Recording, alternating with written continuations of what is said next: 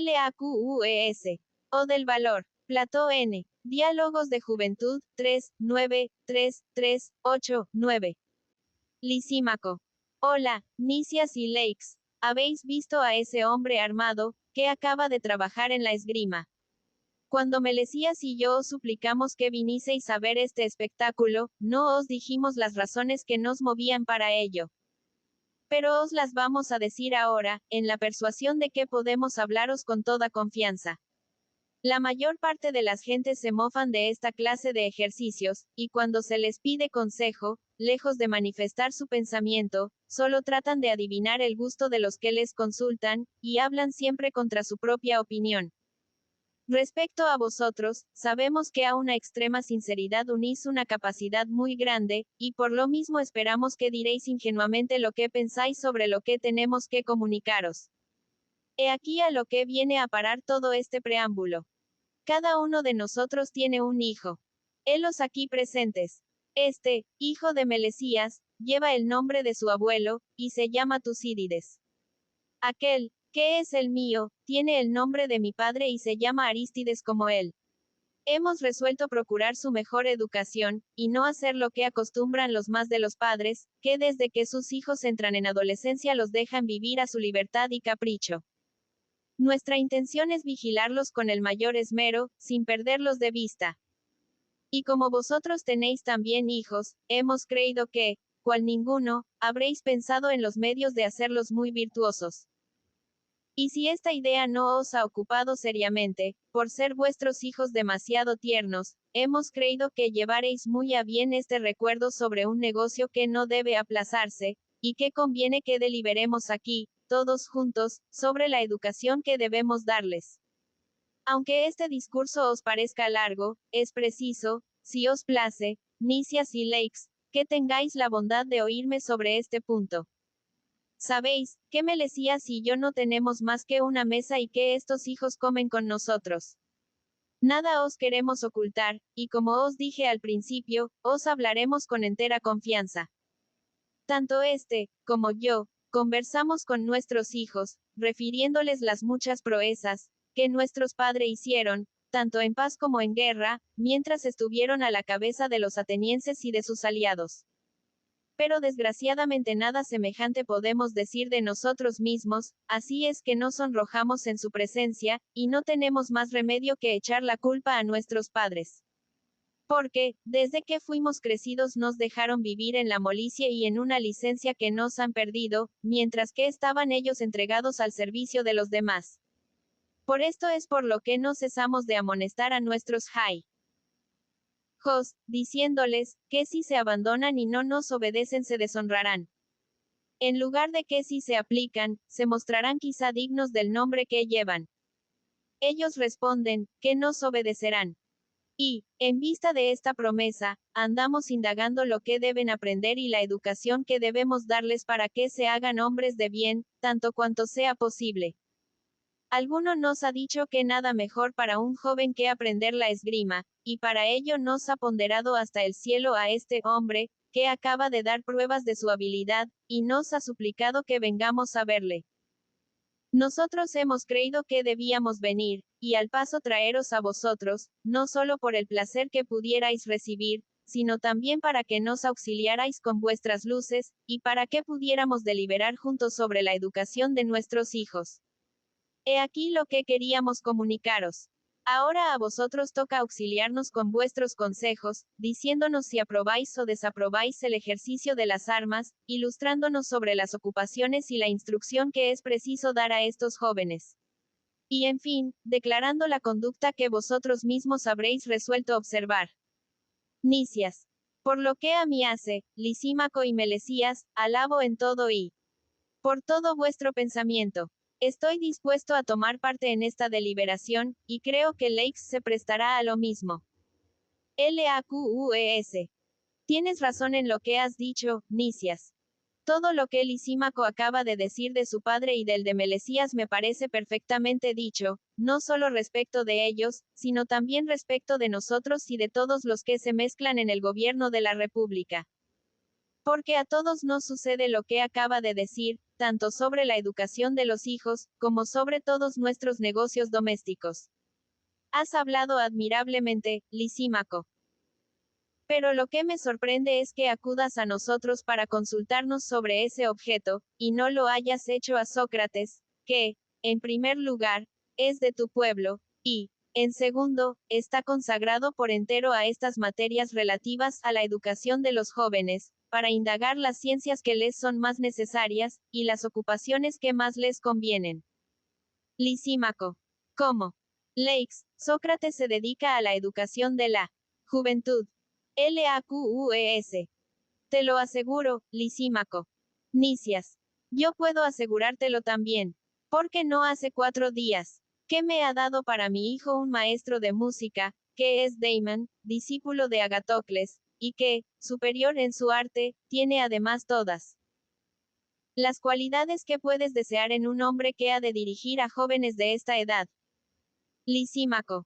En verdad, Sócrates, Nicias y Leix. Yo y los que son tan viejos como yo, no conocemos a los que son jóvenes. Porque apenas salimos de casa a causa de nuestros muchos años. Pero tú, oh hijo de Sofronisco, si tienes algún buen consejo que darme, a mí que soy de tu mismo pueblo, no me lo niegues. Puedo decir, que me lo debes de justicia, porque eres amigo de nuestra casa. Tu padre Sofronisco y yo hemos sido siempre amigos desde nuestra infancia, y nuestra amistad ha durado hasta su muerte sin la menor disidencia.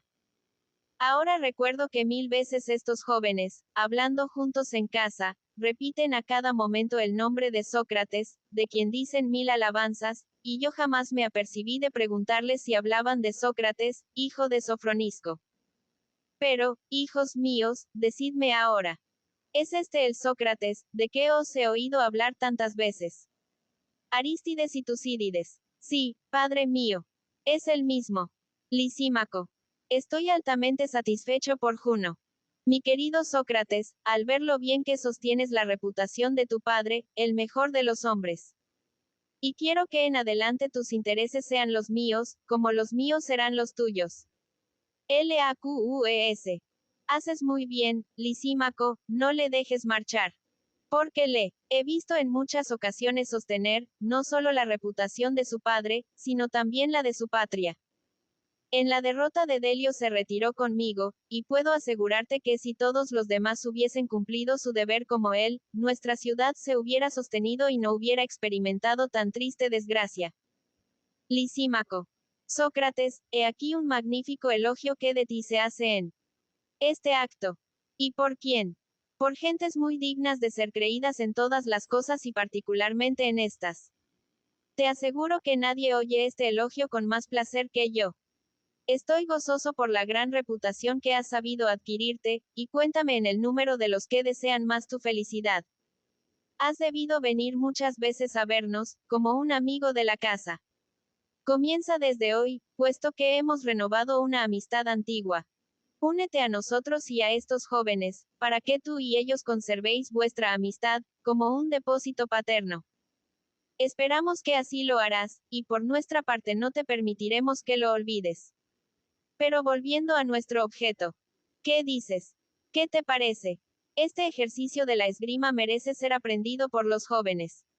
Sócrates. Sobre esto, Lisímaco, trataré de darte el mejor consejo de que sea capaz, y no dejaré de cumplir cuanto me ordenes. Pero como soy el más joven y tengo menos experiencia que todos vosotros, es justo que os oiga antes, y entonces daré yo mi dictamen si difiere del vuestro, apoyándole en razones capaces de producir en vosotros la convicción. ¿Qué dices, pues, tú, Nicias? A ti te toca hablar el primero. Nicias. No rehúso decir lo que siento, Sócrates. Me parece, tal es mi dictamen, que este ejercicio de las armas es muy útil a los jóvenes, porque además de alejarlos de los placeres de pasatiempo, que buscan de ordinario por falta de ocupación, los endurece en el trabajo y los hace necesariamente más vigorosos y más robustos. Mejor que este no le hay, ni que exija más maña, ni más fuerza. Este y el de montar a caballo son los más a propósito para jóvenes libres, porque a causa de las guerras que tenemos o que podamos tener, no hay mejores ejercicios que los que se hacen con las armas que sirven para la guerra. Son de un gran auxilio en los combates, ya se combata en filas, o ya rotas estas, haya que batirse cuerpo a cuerpo. Ya se persiga al enemigo que de tiempo en tiempo vuelve la cara para resistir, o ya que en retirada haya precisión de desembarazarse de un hombre que le ya dando alcance a uno con espada en mano. El que está acostumbrado a estos ejercicios no teme a un hombre solo ni a muchos juntos, y siempre saldrá vencedor. Por otra parte, inspiran una verdadera pasión por otros más serios. Porque doy por sentado, que todo hombre que se ejercita en la esgrima, entra en deseos de saber la táctica militar, como resultado de la esgrima, y cuando lo ha conseguido, lleno de ambición y ansioso de gloria, se instruye en todo aquello que puede alimentar esta idea, y trabaja en elevarse por grados a los conocimientos de un general de ejército. Es cierto que nada hay tan precioso ni tan útil como estos diferentes ejercicios de armas con todos los demás estudios que preparan para la guerra, siendo este indudablemente el primero. A todas estas ventajas es preciso añadir además una, que no es pequeña, y es que esta ciencia de la esgrima hace los hombres más valientes y más atrevidos en los combates, sin que despreciemos otro efecto que produce, por insignificante que parezca, y es, que en ocasiones da al hombre cierto aire marcial y apuesto que impone a sus enemigos. Soy, pues, de dictamen, Lisímaco, que es preciso enseñar a los jóvenes estos ejercicios, y ya he dado las razones. Si Leix es de otro dictamen, le oiré con gusto. LAQUES. Pero, Nicias, es necesario mucho atrevimiento para decir, de cualquier ciencia que no debe aprenderse, porque siempre es bueno saber de todo. Y si la esgrima es una ciencia, como lo pretenden los que la enseñan y como Nicias lo dice, estoy conforme en que conviene aprenderla. Pero si no es una ciencia y los que se dicen sus maestros no se engañan a fuerza de ponderarla, o si, aun siendo ciencia, es de poco interés, ¿para qué consagrarse a ella? Lo que me obliga a hablar así es el estar persuadido de que si fuera una ciencia que mereciera la pena, no hubieran los lacedemonios dejado de cultivarla, cuando no hacen más en toda su vida que buscar y aprender las cosas que pueden hacerles superiores en la guerra a sus enemigos. Y aun cuando esto se hubiera ocultado a los lacedemonios, he aquí lo que no han podido ignorar los maestros de esgrima. Y es que, de todos los griegos, los lacedemonios son los más apasionados por todo lo que hace relación al ejercicio de las armas, y que los maestros de esgrima, que allí adquiriesen reputación, harían indudablemente por todas partes su negocio, como sucede respecto de los poetas trágicos que se acreditan en Atenas. Porque todo hombre, que se reconoce con talento para hacer tragedias, no corre el Ática y va de ciudad en ciudad a representar sus piezas, sino que se viene derecho aquí, para que aquí se representen, y tiene razón. En vez de lo que veo a estos valientes campeones, que enseñan la esgrima, mirar a la cedemonia como un templo inaccesible, donde no se atreven a poner ni un pie, y rodar por todas partes, enseñando su arte a otros, y particularmente a pueblos que se reconocen ellos mismos inferiores a sus vecinos en todo lo relativo a la guerra. Además, Lisímaco, he visto un gran número de estos maestros de esgrima en lances dados, y sé lo que valen. Es fácil formar juicio al ver que la fatalidad ha querido, como si fuera con intención, que ninguno de tales maestros haya adquirido ni la más pequeña reputación en la guerra. En todas las demás artes siempre hay algunos, entre los que las profesan, que sobresalen y adquieren nombradía. Pero a los tales maestros les persigue cierta fatalidad. Porque este mismo Stesileo que se está dando en espectáculo a toda esta gente, como acabamos de ver, y que ha hablado tan en grande de sí mismo, le he visto en cierta ocasión dar un espectáculo de otro género, bien a pesar suyo. Hallándose en una nave que atacó a otra de carga enemiga, este Stesileo combatía con una pica armada de una daya, arma tan ridícula como lo era él mismo entre los combatientes. Las proezas que hizo no merecen referirse. Pero el resultado que tuvo. Esta estrategia guerrera de poner una daya o guadaña al remate de una pica, merece especial mención. Como nuestro hombre se batía con semejante arma, sucedió desgraciadamente que se enredó en el aparejo del buque enemigo, en términos que, por más esfuerzos que hacía para desenredarla, no podía. Mientras los dos buques estuvieron al abordaje, el uno junto al otro, no se desprendió el del cabo de su arma. Pero cuando el buque enemigo comenzó a alejarse y veía que le arrastraba, dejó deslizar poco a poco su pica entre sus manos, hasta que solo la sostenía por el último remate. La actitud ridícula en que aparecía era objeto de chacota y burla de parte de los enemigos, hasta que habiéndole arrojado una piedra que cayó a sus pies, tuvo que abandonar su arma querida. Y los hombres de nuestro buque no pudieron contener sus risotadas al ver la guadaña armada pendiente del aparejo del buque enemigo.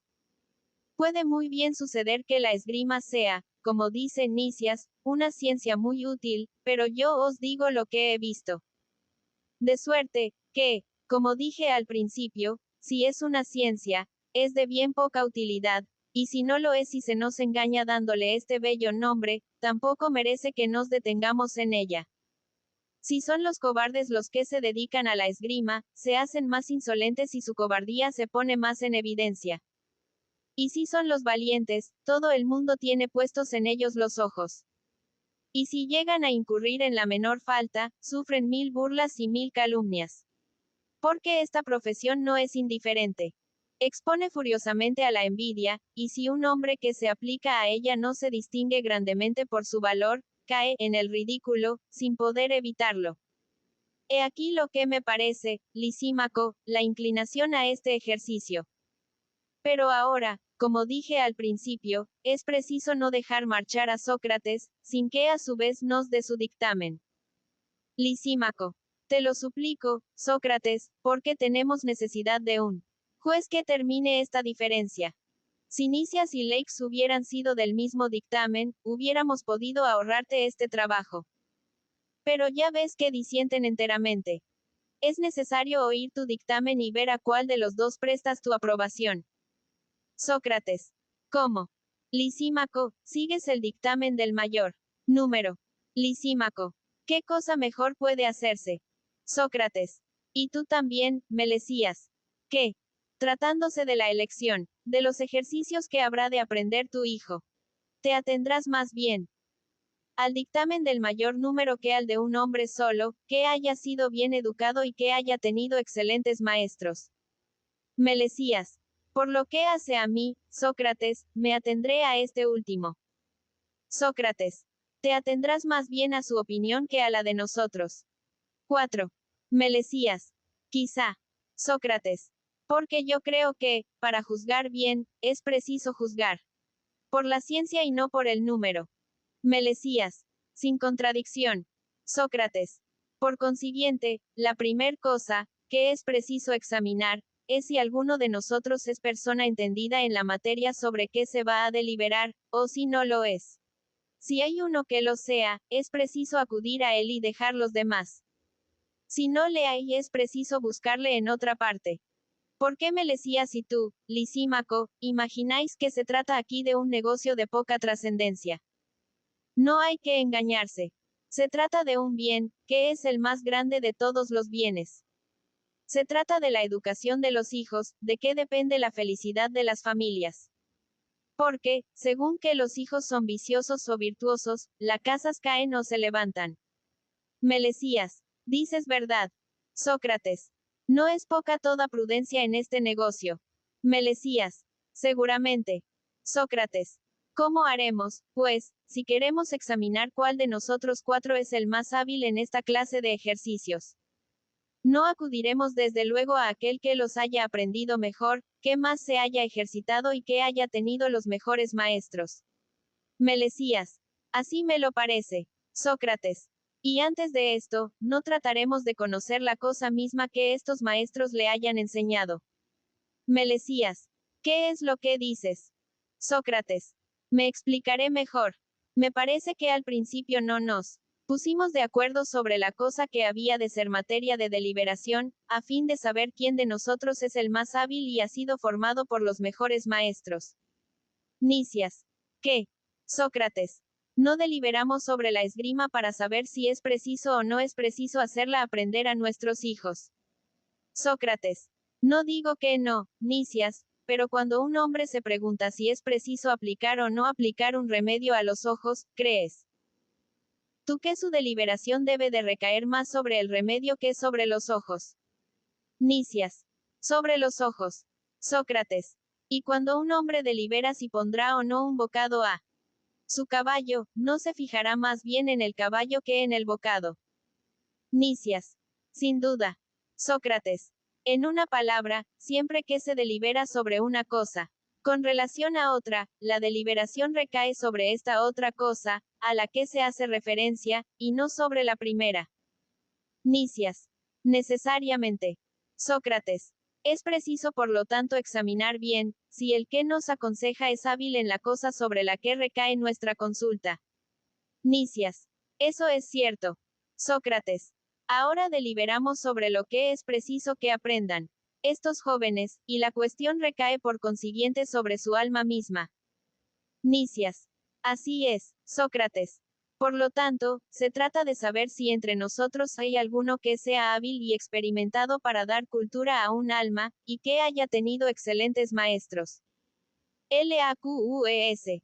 ¿Cómo, Sócrates, no has visto nunca personas que, sin ningún maestro, se han hecho más hábiles en ciertas artes que otros con muchos maestros? Sócrates. Sí, Leix, he conocido algunos, y todos estos podrán decirte que son muy hábiles. Pero tú no les creerás jamás mientras no hagan antes, no digo una, sino muchas obras bien hechas y bien trabajadas. Nicias. Tienes razón, Sócrates. Sócrates. Puesto que Lisímaco y Melesías nos han llamado para que les diéramos consejos sobre la educación de sus hijos, por el ansia de hacerlos virtuosos, nosotros, Nicias y Leix, estamos obligados, si creemos haber adquirido sobre esta materia la capacidad necesaria, a darles el nombre de los maestros que hemos tenido, probar que eran hombres de bien, y que, después de haber formado muchos buenos discípulos, nos han hecho virtuosos también a nosotros. Y si alguno entre nosotros pretende no haber tenido maestro, que nos muestre sus obras y nos haga ver entre los atenienses o los extranjeros, entre los hombres libres o los esclavos, las personas que con sus preceptos se han hecho mejores según el voto de todo el mundo. Sí. No podemos nombrar nuestros maestros, ni hacer ver nuestras obras, es preciso remitir nuestros amigos en busca de consejo a otra parte, y no exponernos, corrompiendo a sus hijos, a las justas quejas que podrían dirigirnos hombres que nos aman. Por lo que a mí toca, Lisímaco y Melesías, soy el primero en confesar que jamás he tenido maestro en este arte, aunque con pasión le he amado desde mi juventud. Pero no he sido bastante rico para pagar a sofistas, que se alababan de ser los únicos capaces de hacerme hombre de bien, y por mí mismo aún no he podido encontrar este arte. Si Nicias y Leix lo han encontrado, no me sorprenderá. Porque siendo más ricos que yo, han podido hacer que se les enseñara, y siendo también más viejos han podido encontrarle por sí mismos. Por esto me parecen muy capaces de poder instruir a un joven. Por otra parte, jamás hubieran hablado con tanto desembarazo sobre la utilidad o inutilidad de estos ejercicios, si no estuviesen seguros de su capacidad. Por lo tanto, a ellos es a quienes corresponde hablar. Pero lo que me sorprende es que estén tan encontrados en sus dictámenes. Te ruego, Lisímaco, que a la manera que Leix te suplicó que no me dejaras marchar, y que me obligaras a dar mi dictamen, tengas ahora a bien no dejar marchar a Leix y Nicias, sin obligarles a que te respondan, diciéndoles. Sócrates asegura que no entiende nada de estas materias, y que es incapaz de decidir quién de vosotros tiene razón, porque no ha tenido maestros, ni tampoco ha encontrado esta ciencia por sí mismo. Por lo tanto, vosotros, Nicias y Leix, decidnos si habéis visto algún maestro excelente para la educación de la juventud. ¿Habéis aprendido de alguno este arte? ¿O le habéis encontrado por vosotros mismos? Si le habéis aprendido, decidnos quién ha sido vuestro maestro, y quiénes son los que viven entregados a la misma profesión, a fin de que si los negocios públicos no nos dejan el desahogo necesario, vayamos a ellos, y a fuerza de presentes y de caricias les obliguemos a tomar a su cargo nuestros hijos y los vuestros, y a impedir que por sus vicios deshonren a sus abuelos. Y si habéis encontrado este arte por vosotros mismos, citadnos las personas que habéis formado, y que de viciosos se han hecho virtuosos en vuestras manos. Pero si es cosa que desde hoy comenzáis a mezclaros en la enseñanza, tened presente que no vais a hacer el ensayo sobre carienses, sino sobre vuestros hijos y los hijos de vuestros mejores amigos, y temed no os suceda precisamente lo que dice el proverbio. Hacer su aprendizaje sobre una vasija de barro. Decidnos, pues, ¿qué es lo que podéis o no podéis hacer? He aquí, Lisímaco, lo que yo quiero que les preguntes, y no les dejes marchar sin que te contesten. Lisímaco. Me parece que Sócrates habla perfectamente. Ved, amigos míos, si os es fácil responder a todas estas preguntas. Porque no podéis dudar que haciéndolo así, nos dais a Melesías y a mí un gran placer. Ya os he dicho, que si hemos contado con vosotros para deliberar en este asunto, ha sido porque hemos creído que teniendo hijos vosotros como nosotros, que van a entrar bien pronto en la edad en que debe pensarse en su educación, estaréis ya preparados sobre este punto. Y esta es la razón por que, si nada hay que os lo impida, debéis examinar la cuestión con Sócrates, dando cada uno sus razones. Porque, como éste ha dicho muy bien, este es el negocio más grave de nuestra vida. Ved, pues, de acceder a mi súplica. Nicias.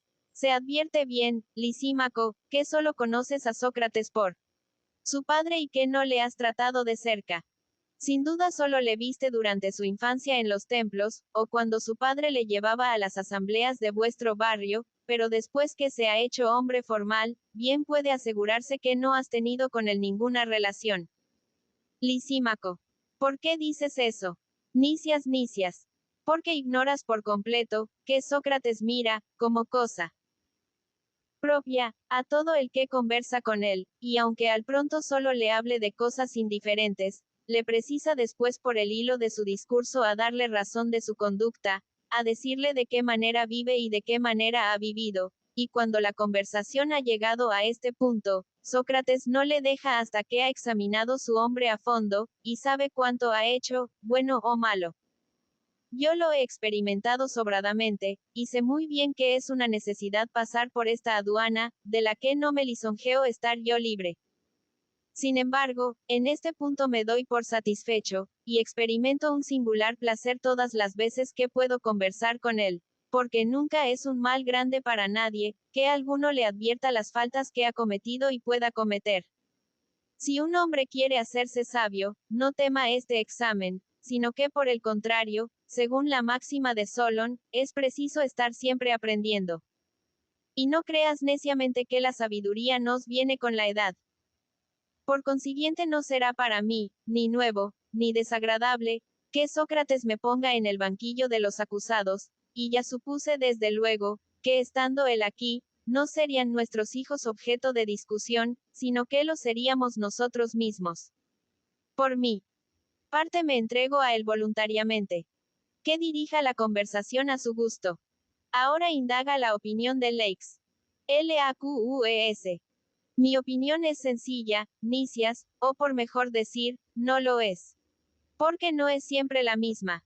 Unas veces me arrebatan estos discursos, y otras veces no los sufro. Cuando oigo a un hombre que habla de la virtud y de la ciencia, y que es un verdadero hombre, digno de sus propias convicciones, me encanta, es para mí un placer inexplicable ver que sus palabras y sus acciones están perfectamente de acuerdo, y se me figura que es el único músico que sostiene una armonía perfecta, no con una lira, ni con otros instrumentos, sino con el tono de su propia vida. Porque todas sus acciones concuerdan con todas sus palabras, no según el tono lidio, frigio, o jónico, sino según el tono dórico, único que merece el nombre de armonía griega. Cuando un hombre de estas condiciones habla, me encanta, me llena de gozo y no hay nadie que no crea que estoy loco al oír sus discursos. Tal es la avidez con que escucho sus palabras.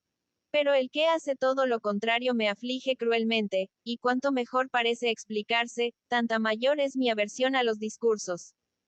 Aún no conozco a Sócrates por sus palabras, pero le conozco por sus acciones, y le he considerado muy digno de pronunciar los más bellos discursos y de hablar con entera franqueza. Y si lo hace como decís, estoy dispuesto a conversar con él. Seré gustoso en que me examine, y no llevaré a mal que me instruya, porque sigo el dictamen de Solón. Que es preciso aprender siempre, aun envejeciendo. Solo añado a su máxima lo siguiente. Que solo debe aprenderse de los hombres de bien. Porque precisamente se me ha de conceder, que el que enseña debe ser un hombre de bien, para que no tenga yo repugnancia. Y no se interprete mi disgusto por indocilidad. Por lo demás, que el maestro sea más joven que yo, que carezca de reputación y otras cosas semejantes, me importa muy poco. Así, pues, Sócrates, queda de tu cuenta examinarme, instruirme y preguntarme lo que yo sé. Estos son mis sentimientos para contigo desde el día en que corrimos juntos un gran peligro, y en que diste pruebas de tu virtud, tales como el hombre más de bien podía haber dado. Dime, pues, lo que quieras, sin que mi edad te detenga en manera alguna. Sócrates. Por lo menos no podemos quejarnos de que no estéis dispuestos a deliberar con nosotros y a resolver la cuestión. Lisímaco. A nosotros toca ahora hablar, Sócrates, y me expreso así. Porque te cuento a ti como uno de nosotros mismos. Examina en mí lugar, y te conjuro a ello por amor a estos jóvenes, qué es lo que podemos exigir de Nicias y Leix, y delibera con ellos explicándoles lo que tú piensas. Porque respecto a mí, me falta la memoria a causa de mis muchos años, olvido la mayor parte de las preguntas que quería hacer, y no me acuerdo de mucho de lo que se dice, sobre todo, cuando la cuestión principal se ve interrumpida y cortada por nuevos incidentes. Discutid entre vosotros el negocio de qué se trata, os escucharé con melesías y después haremos lo que creáis que deba hacerse. Sócrates. Nicias y Leix, es preciso examinar la cuestión que hemos propuesto, a saber, si hemos tenido maestros en este arte de enseñar la virtud, o si hemos formado algunos discípulos, y si los hemos hecho mejores que eran. Pero me parece que hay un medio más corto que nos llevará directamente a lo que buscamos, y que penetra más en el fondo del debate. Porque si conociésemos que una cosa cualquiera, comunicada a alguno, le podía hacer mejor, y si con esto adquiriésemos el secreto de comunicársela, es claro que debemos por lo menos conocer esta cosa, puesto que podemos indicar los medios más seguros y más fáciles de adquirirla. Quizá no entendéis lo que os digo, pero un ejemplo os lo hará patente. Si sabemos con certeza que los ojos se hacen mejores comunicándoles la vista y podemos comunicársela, es claro que conoceremos lo que es la vista y sabremos lo que debe hacerse para procurarla. En lugar de que si no sabemos lo que es la vista o el oído, en vano intentaremos ser buenos médicos para los ojos y para los oídos, ni dar buenos consejos sobre el medio mejor de oír y de ver. Lisímaco. Dices verdad, Sócrates. Sócrates. Nuestros dos amigos no nos han llamado aquí, Leix, para deliberar con nosotros, acerca de qué manera se podrá hacer nacer la virtud en el alma de sus hijos y hacerles mejores. LAQUES. Eso es, Sócrates. Es preciso ante todo, que sepamos lo que es la virtud. Porque si la ignoramos seremos capaces de dar consejos sobre los medios de adquirirla. LAQUES. De ninguna manera, Sócrates. Sócrates. Supondremos, Leix, que sabemos lo que es. LAQUES. Lo suponemos. Sócrates. Pero cuando sabemos lo que es una cosa, no podemos decirla.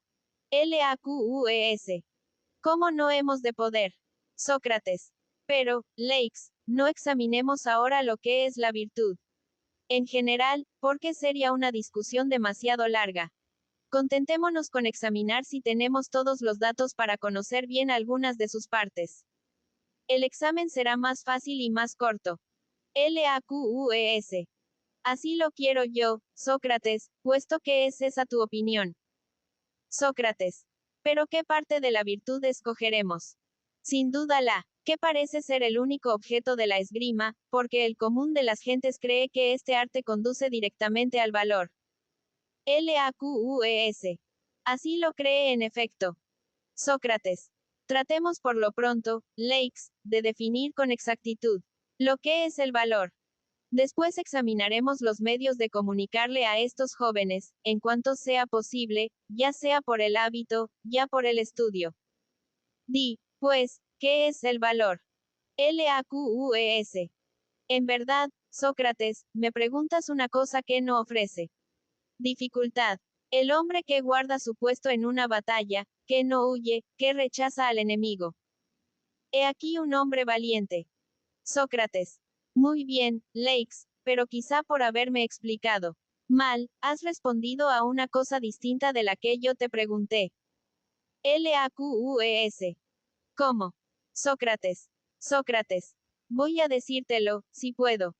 Un hombre valiente es, en tu opinión, el que guarda bien su puesto en el ejército y combate al enemigo. LAQUES. Es lo mismo que yo digo. Sócrates. También lo digo yo, pero el que combate al enemigo huyendo, y no guardando su puesto. LAQUES. ¿Cómo huyendo? Sócrates. Sí, huyendo como los escitas, por ejemplo, que no combaten menos huyendo que atacando. Y como Homero lo dice, en cierto pasaje, de los caballos de Eneas, que se dirigían a uno y otro lado, hábiles en huir y atacar. Ah, no supone en Eneas mismo esta ciencia de apelar a la fuga con intención, puesto que le llama sabio en huir. LAQUES. Eso es muy bueno, Sócrates, porque Homero habla de los carros de guerra en este pasaje. Y en cuanto a lo que dices de los escitas, se trata de tropas de caballería que se baten de esa manera, pero nuestra infantería griega combate como yo digo. Sócrates. Exceptuarás quizá a los lacedemonios, porque he oído decir que en la batalla de Platea, cuando atacaron a los persas, que formaban un muro con sus broqueles, creyeron que no les convenía mantenerse firmes en su puesto, y emprendieron la fuga.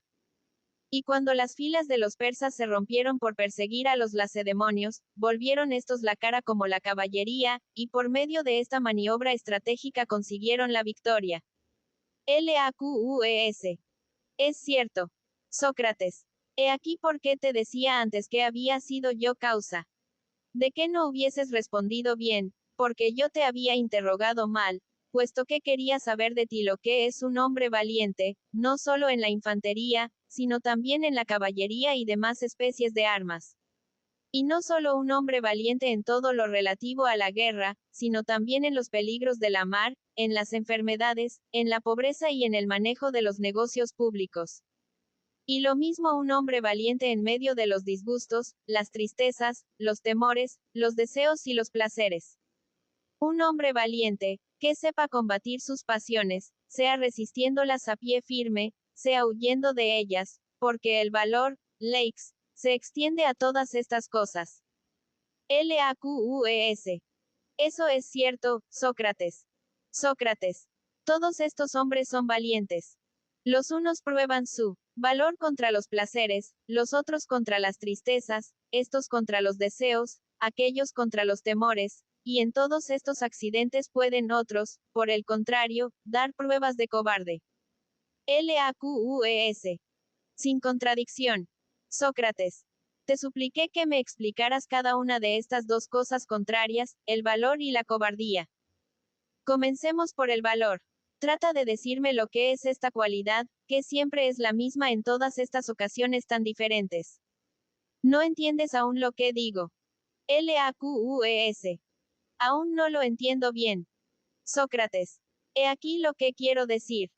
Si, por ejemplo, te preguntase yo lo que es la actividad que se refiere a correr, tocar instrumentos, hablar, aprender, y a otras 1000 cosas a que aplicamos esta actividad mediante las manos, la lengua, el espíritu, que son las principales. ¿Me comprenderías?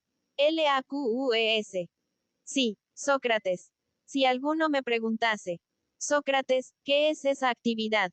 ¿Qué se extiende a todas estas cosas? Le respondería que la actividad es una facultad que hace mucho en poco tiempo.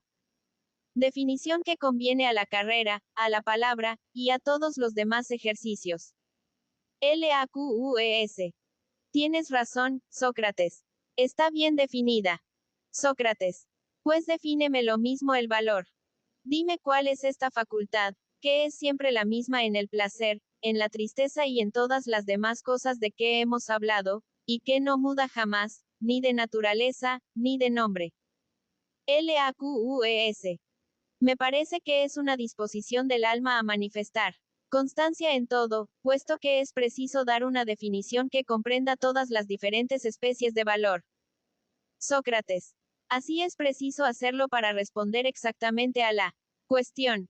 Pero me parece que no tienes por valor toda constancia del alma, y lo infiero de que pones el valor en el número de las cosas bellas.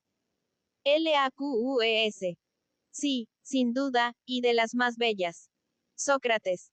Sí, esta constancia, cuando va unida a la razón, es buena. Y bella. LAQUES. Seguramente. Sócrates. Y cuando se tropieza con la insensatez, no es todo lo contrario. No es mala y perniciosa. LAQUES. Sin contradicción. Sócrates. Llamas bello a lo que es malo y pernicioso. LAQUES. No lo permita Dios, Sócrates. Sócrates. Luego a esta especie de constancia no le das el nombre de valor, puesto que no es bella, y que el valor es algo bello. LAQUES. Dices verdad. Sócrates.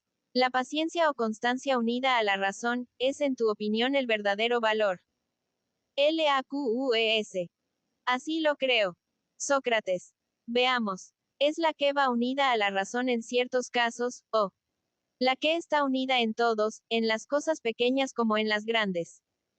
Por ejemplo, un hombre gasta constante y prudentemente sus bienes, con una entera certeza de que sus gastos le producirán un día grandes riquezas. Llamarás a este hombre valiente. LAQUES. No, por Júpiter. Sócrates. Sócrates.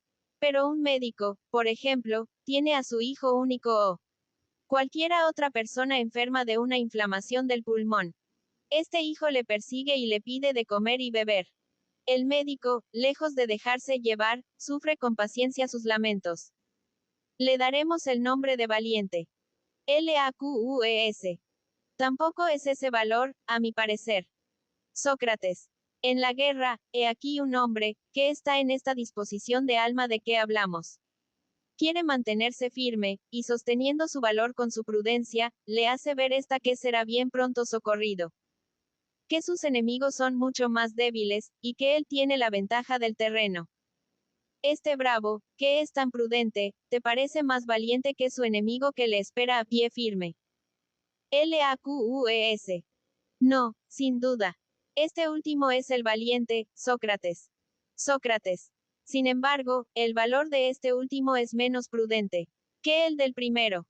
LAQUES. Eso es cierto. Sócrates.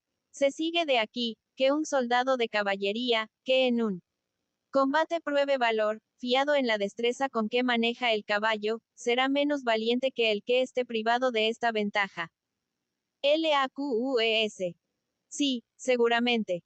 Sócrates. Dirás lo mismo de un arquero, de un hondero y de todos los demás, cuya firmeza esté sostenida por su habilidad.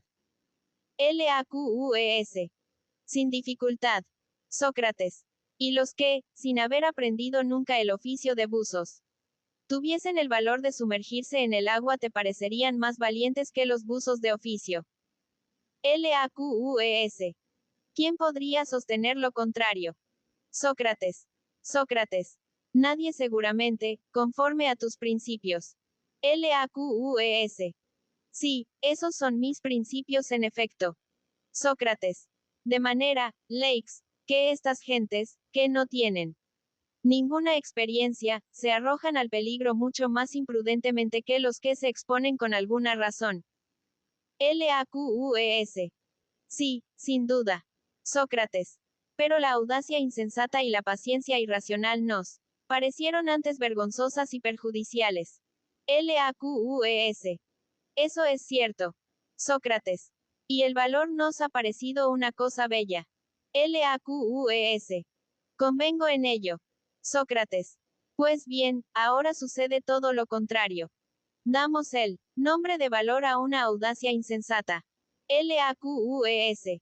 Lo confieso. Sócrates. ¿Y crees que obramos bien? LAQUES. No, por Júpiter. Sócrates. Sócrates. De modo, Leix, que, por tu propia confesión, ni tú ni yo nos ajustamos al tono dórico, porque nuestras acciones no corresponden a nuestras palabras. Al ver nuestras acciones, yo creo que se diría que nosotros tenemos valor. Pero oyendo nuestras palabras, bien pronto se mudaría de opinión. LAQUES. Tienes razón, Sócrates. ¿Pero qué? ¿Tienes por prudente que permanezcamos en este estado? LAQUES. Te aseguro que no, Sócrates. ¿Quieres que nos conformemos por un momento con la definición que hemos dado? LAQUES. ¿Qué definición? Sócrates. Que el verdadero valor es la paciencia. Si quieres, mostremos nuestra paciencia continuando nuestra indagación, a fin de que el valor no se burle de nosotros y nos acuse de no buscarle valientemente, puesto que, según nuestros principios, ser paciente es ser valiente. LAQUES. Estoy dispuesto a ello, Sócrates, y no lo esquivo, por más que sea nuevo en esta clase de disputas. Pero te confieso que estoy disgustado y que tengo un verdadero sentimiento en no poder explicar lo que pienso, porque me parece que concibo perfectamente lo que es el valor. Y no comprendo cómo se me escapa tanto esta idea, que no puedo explicarla. Sócrates. Pero, Leix, el deber de un buen cazador no consiste en no cansarse y no verse jamás burlado. LAQUES. Estoy conforme. Sócrates. ¿Quieres que entre en nuestra partida de caza nicias? Para ver si es más dichoso. LAQUES. Lo quiero, ¿y por qué no? Sócrates.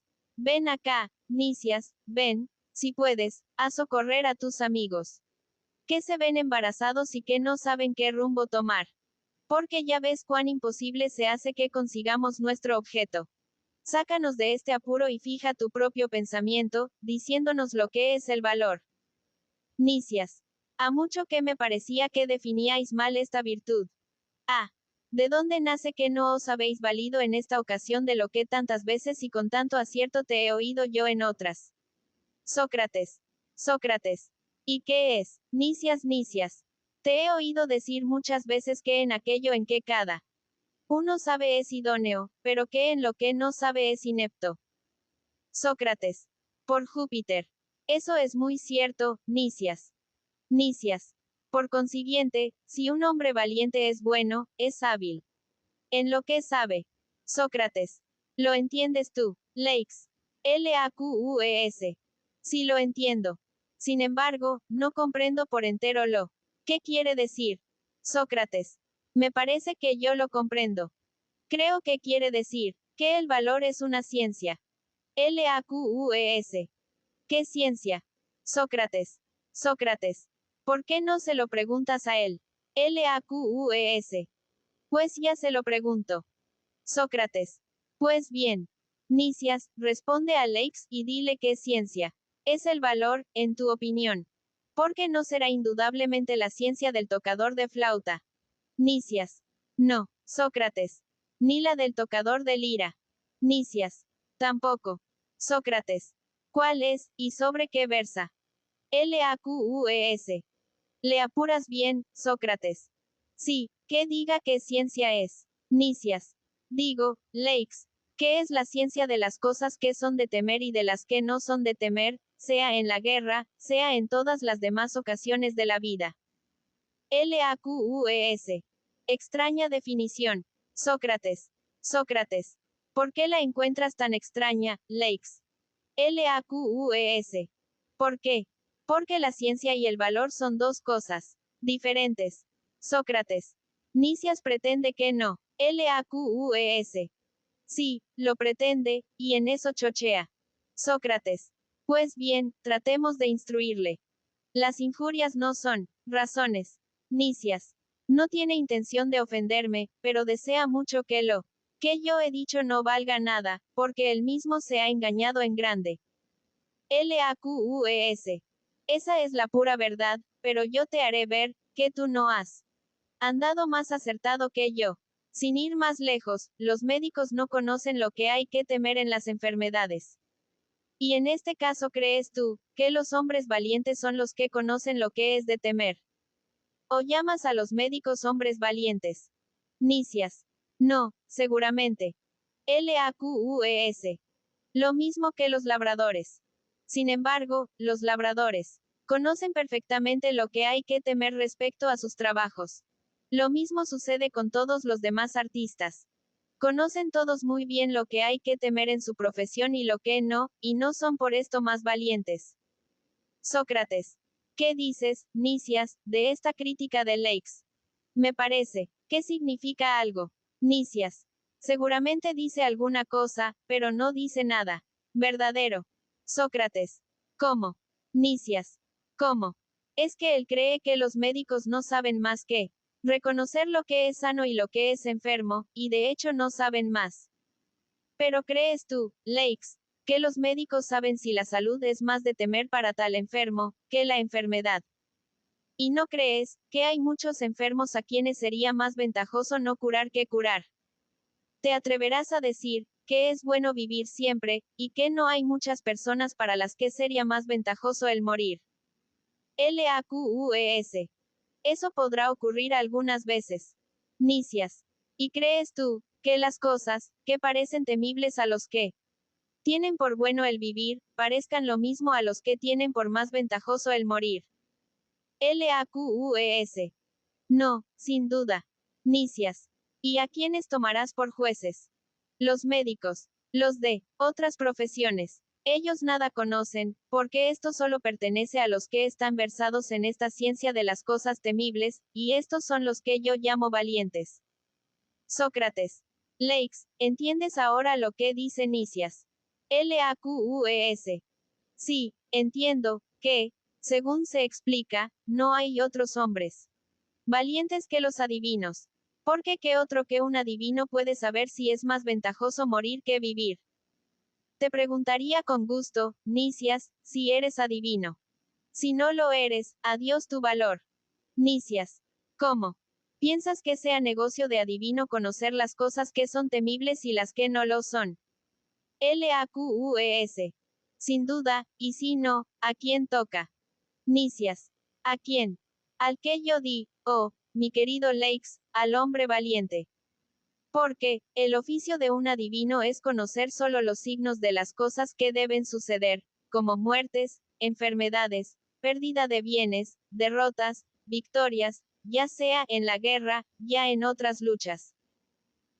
Pero ¿crees tú, que conviene más a un adivino que a otro hombre el juzgar cuáles de estos accidentes son más o menos ventajosos? LAQUES. En verdad, Sócrates, no comprendo lo que quiere decir. Porque para él no hay ni adivino, ni médico, ni otro hombre a quien el nombre de valiente pueda convenir. Es preciso ir en busca de un Dios. Pero si he de decirte lo que pienso, Nicias no tiene valor para confesar que no sabe lo que dice. No hace más que bregar y retorcerse para ocultar su embarazo. Otro tanto pudimos hacer tú y yo, Sócrates, si solo nos hubiéramos propuesto ocultar las contradicciones en que incurrimos. Si habláramos delante de jueces, esta conducta tendría disculpa, pero en una conversación como la nuestra, ¿qué significa querer triunfar con vanos discursos? Sócrates. Indudablemente eso a nada conduciría, pero veamos. Bien, si lo que pretende decir Nicias tiene algún valor, y si tú no tienes razón al acusarle de que todo es un hablar por hablar. Supliquémosle que nos explique más claramente su pensamiento, y si vemos que está la razón de su parte, seguiremos sus principios. Si no lo está, trataremos de instruirle. LAQUES. Interrógale tú mismo, Sócrates, si quieres. Yo bastante le he preguntado. Sócrates. Sea así. Le interrogaré por ti y por mí. LAQUES. Como quieras. Sócrates. Dime, te lo suplico, Nicias, o más bien dinos, porque hablo también por Lakes. Sostienes que el valor es la ciencia de las cosas que deben temerse y de las cosas que no deben temerse. Nicias. Sí, lo sostengo.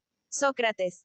Sostienes igualmente, que esta ciencia no es dada a toda Clase de gentes, puesto que no es conocida ni por los médicos, ni por los adivinos, que, por consiguiente, no pueden ser valientes, si no han adquirido esta ciencia.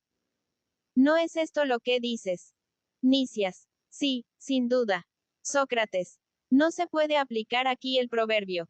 Una jabalina comprendería esto. Y la jabalina no es valiente. Nicias. No, seguramente. Sócrates. De aquí se infiere, Nicias, que estás persuadido de que la jabalina de Acromion no ha sido valiente. No lo digo de burlas, sino muy de veras. Es de necesidad que el que habla como tú no admita ningún género de valor en las bestias, o que conceda inteligencia a los leones, a los leopardos, a los jabalís, para que sepan muchas cosas que la mayor parte de los hombres ignoran, a causa de su mucha dificultad. También es preciso, que el que sostiene que el valor es lo que tú dices, sostenga igualmente que los leones, los toros, los zorros, están dotados de valor, tanto los unos como los otros. LAQUES. Por todos los dioses, Sócrates, hablas perfectamente.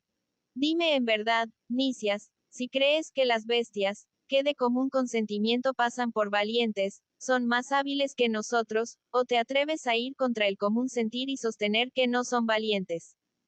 Nicias. Te digo, en una palabra, Leix, que no llamo valiente, ni a bestia, ni a hombre, ni a nadie que por ignorancia no teme las cosas temibles. Yo le llamo temerario y estúpido. Ah, ¿piensas que llamo yo valientes a los niños, que por ignorancia no temen ningún peligro? A mi entender, no tener miedo y ser valientes son dos cosas muy diferentes. Nada hay más raro que el valor acompañado de la prudencia, y nada más común que el atrevimiento, que la audacia, que la intrepidez acompañadas de imprudencia. Porque este es el lote de la mayor parte de los hombres, de las mujeres y de los niños. En una palabra, los que tú llamas, con todo el mundo, valientes, yo los llamo temerarios, y no doy el nombre de valientes más que a los que son valientes e ilustrados, que son los únicos de que quiero hablar. LAQUES. Mira, Sócrates, cómo Nicias se inciensa a sí mismo, mientras que a todos aquellos, que pasan por valientes, intenta privarles de este mérito. Nicias. No es esa mi intención, Leix, tranquilízate. Por el contrario, reconozco que tú y Lamaco sois prudentes y sabios, puesto que sois valientes. Lo mismo digo de muchos de nuestros atenienses. LAQUES. Si bien tengo materia para responderte, no lo hago por temor de que me acuses de ser un verdadero exonio. Sócrates. Ah. No digas eso, te lo suplico, Leix. Se ve claramente, que no te has apercibido de que Nicias ha aprendido estas bellas cosas de nuestro amigo Damon, y que Damon es el íntimo de Prodico, el más hábil de todos los sofistas para esta especie de distinciones. LAQUES. Oh. Sócrates, sienta bien en un sofista hacer vana ostentación de sus sutilezas, pero no en un hombre como Nicias, que los atenienses han escogido para ponerle a la cabeza de la república. Sócrates. Mi querido Leix, sienta bien en un hombre, a quien le han encomendado tan graves negocios de gobierno, el trabajar para hacerse más hábil que los demás. He ahí por lo que me parece que Nicias merece algún miramiento, y que, por lo menos, es preciso examinar las razones que tiene para definir el valor como lo hace. LAQUES. Examínalas, pues, cuanto te plazca, Sócrates. Sócrates. Es lo que voy a hacer. Pero no pienses que te voy a echar fuera. Tendrás una parte en mi discurso. Fija bien tu atención, y ten en cuenta lo que voy a decir. LAQUES. Sea así, puesto que lo quieres. Sócrates. Bien. Nicias, dime, te lo suplico, tomando la cuestión en su origen, si no es cierto que desde luego hemos mirado el valor como una parte de la virtud. Nicias. Es cierto. Sócrates. Conforme a tu respuesta, si el valor no es más que una parte de la virtud, no hay otras partes, que reunidas con aquella constituyen lo que denominamos virtud. Nicias. ¿Cómo puede ser de otra manera? Sócrates. En este punto piensas como yo, porque además del valor, reconozco también otras partes de la virtud, como la templanza, la justicia y muchas otras. ¿No las reconoces tú igualmente? Nicias. Sin duda. Sócrates. Bueno. Henos aquí de acuerdo ya sobre este punto. Pasemos a las cosas que son temibles y a las que no lo son. Examinémoslas bien, no sea que tú las entiendas de una manera y nosotros de otra. Vamos a decirte lo que pensamos. Si no convienes en ello, nos dirás tu opinión. Creemos que las cosas temibles son las que inspiran miedo, y no temibles las que no le inspiran. El miedo no lo causan, ni las cosas sucedidas ya, ni las que en el acto suceden, sino las que se esperan. Porque el miedo no es más que la idea de un mal inminente. ¿No lo crees así? Leix. Laques. Sí, Sócrates. He aquí nuestro dictamen, Nicias. Por cosas temibles entendemos los males del porvenir, y por cosas no temibles entendemos las cosas del porvenir, pero que, o parecen buenas, o, por lo menos, no parecen malas. ¿Admites nuestra definición o no la admites? Nicias. La admito seguramente. Sócrates. Y la ciencia de estas cosas es lo que tú llamas valor. Nicias. Es eso mismo. Sócrates. Pasemos a un tercer punto, para ver si nos ponemos de acuerdo. Nicias. ¿Qué punto es? Sócrates. Vas a verlo. Decimos Leix y yo que en todas las cosas, la ciencia tiene un carácter universal y absoluto. No es una para las cosas pasadas, y otra para las cosas del porvenir, porque la ciencia siempre es la misma. Por ejemplo, en lo que mira a la salud, siempre es la misma ciencia de la medicina la que juzga de ella, y la que ve lo que ha sido, lo que es y lo que será sano o enfermo. La agricultura asimismo juzga de lo que ha venido, de lo que viene y de lo que vendrá sobre la tierra. En la guerra, ya lo sabes, la ciencia del general se extiende a todo, a lo pasado, a lo presente y a lo porvenir. Ninguna necesidad tiene del arte de la adivinación y antes, por el contrario, manda en el adivino, como quien sabe mucho mejor que éste lo que sucede y lo que debe suceder. No es formal la ley misma. Pues la ley dispone, no que el adivino mande al general, sino que el general mande al adivino. ¿No es esto lo que sostenemos? Leix. Laques. Seguramente, Sócrates. Sócrates. Y tú, Nicias, concedes como nosotros que la ciencia, siendo siempre la misma, juzga igualmente de lo pasado, de lo presente y de lo porvenir. Nicias. Sí, lo digo como tú, Sócrates, porque me parece que no puede ser de otra manera. Sócrates. Dices, muy excelente Nicias, que el valor es la ciencia de las cosas temibles y de las que no lo son. ¿No es esto lo que dices? Nicias. Sí, Sócrates. ¿No estamos también de acuerdo en que estas cosas temibles son males del porvenir, así como son bienes del porvenir las cosas que no son temibles? Nicias. Sí, Sócrates, estamos de acuerdo. Sócrates. ¿Y en qué esta ciencia no se extiende solo al porvenir, sino también a lo presente y a lo pasado? Nicias. Convengo en ello. Sócrates. No es cierto, entonces, que el valor sea solo la ciencia de las cosas temibles y no temibles, porque no conoce solo bienes y males del porvenir, sino que se extiende tanto como las demás ciencias, y juzga igualmente de los males y de los bienes presentes, de los males y de los bienes pasados. Nicias. Así parece. Sócrates. Tú solo nos has definido la tercera parte del valor, y quisiéramos conocer la naturaleza del valor todo entero. Ahora me parece, según tus principios, que la ciencia es, no solo la de las cosas temibles, sino también la de todos los bienes y todos los males en general.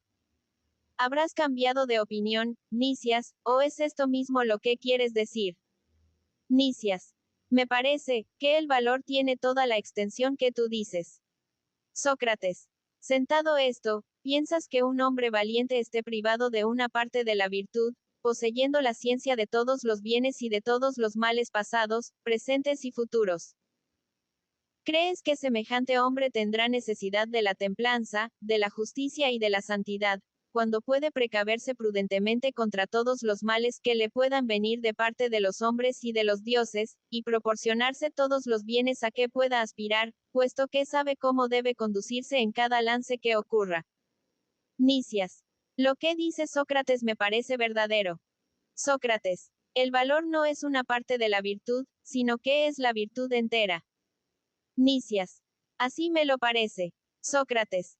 Sin embargo, nosotros habíamos dicho que el valor no era más que una parte. Nicias. En efecto, así lo dijimos.